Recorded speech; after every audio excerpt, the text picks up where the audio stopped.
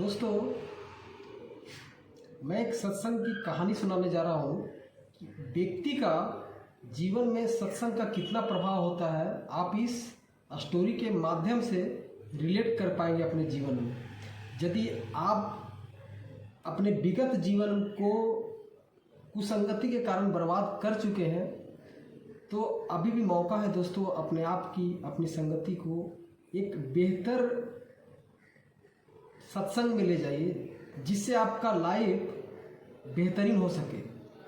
अच्छे लोगों का संग, अच्छे बुक्स का संग, अच्छे वीडियो का संग प्राप्त कीजिए जो आपके लाइफ को ग्रो कर देगा, जो आपके विचारों को एक सशक्त विचार बनाएगा। आपको अपने लाइफ में ग्रो होना है तो अपने विचार को सही कर लीजिए, अपने थॉट प्रोसेस को अच्छा बनाइए। इसके लिए आपको सत्संग का होना बहुत ज़रूरी है आपके लाइफ में।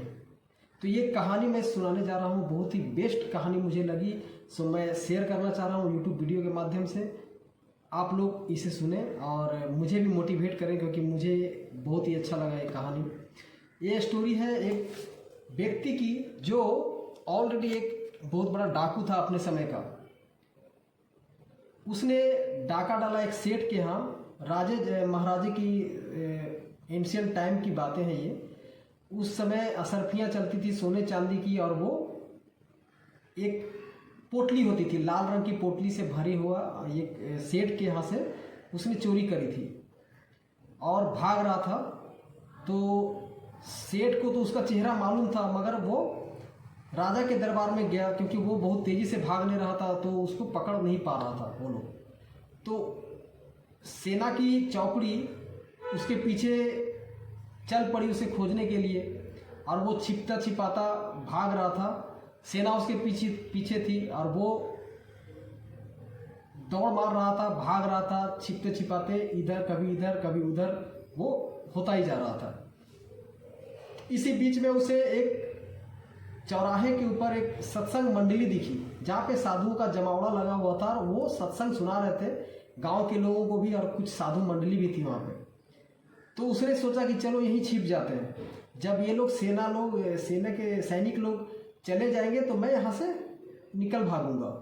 यही सोच के वो 1 घंटा के लिए उस सत्संग माहौल में रम चुका था, मतलब बैठ चुका था एक जगह किनारे में बैठ के अपने को छिपाते हुए सत्संग सुनने लगा। सत्संग में एक बड़ा ही मज़ेदार प्रसंग चल रहा था। वहाँ पे वो साधु महाराज जी बता रहे थे सत्संग का प्रभाव।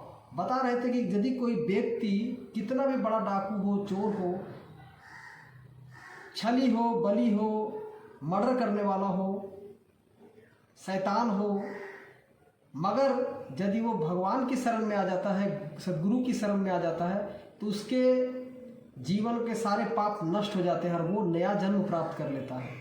उसका पुनर्जन्म हो जाता है जब वो सदगुरु से दीक्षा लेता है, सदगुरु के बताए रास्ते पर, भगवान के रास्ते पे चलता है। तो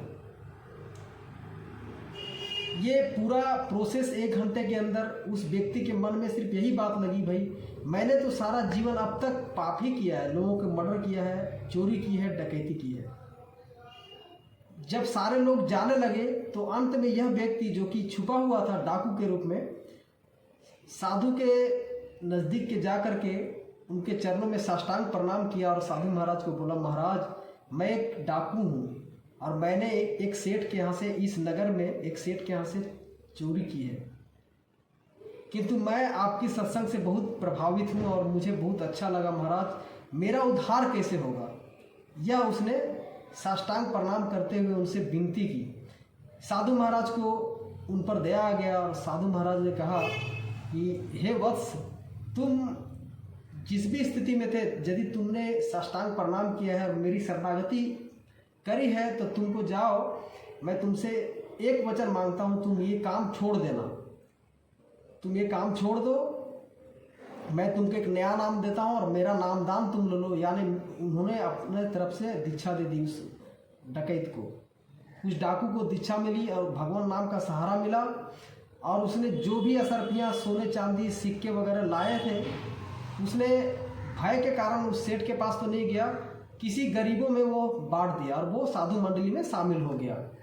एक दिन भिक्षाटन करते करते वो सेठ के आसपास से गुजरा। सेठ को उसका चेहरा मालूम था।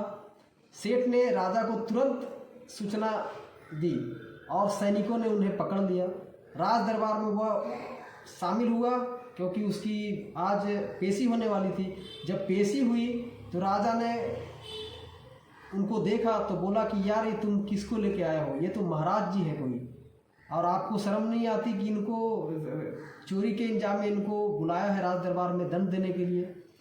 तो सेठ ने बोला महाराज ये चोरी है, बहरूपिया है, इसने चोरी की है और ये बहरूपिया बन करके हम लोगों को बेवकूफ़ बना रहा है, एक साधु वेश का अपमान कर रहा है।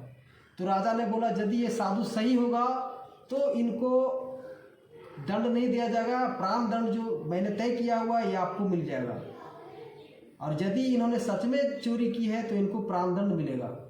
राजा वो व्यक्ति ने स्वीकार कर लिया, महाराज जी ने भी स्वीकार कर लिया।